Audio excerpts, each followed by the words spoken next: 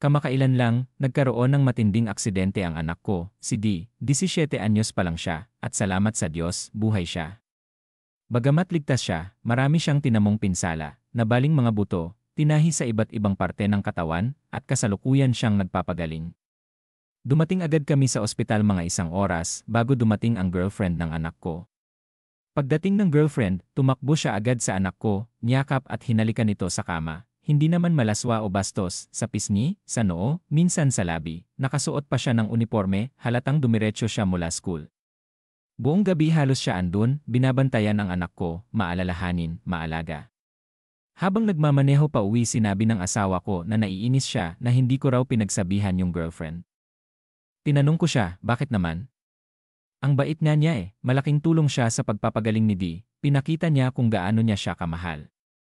Pero para sa asawa ko, parang hindi raw tama na ganun ang kilos nila sa harap ng pamilya. Sabi ko naman, paalis na rin si D papuntang kolehiyo, at sa ganitong sitwasyon, kung may nagpapagaan sa pakiramdam niya, hahayaan ko na lang. Hindi ko kayang ipagkait yun sa anak kung may dinaramdam sa katawan at isipan. Pero nagalit lalo ang misis ko, sabi niya, ang bastos tingnan.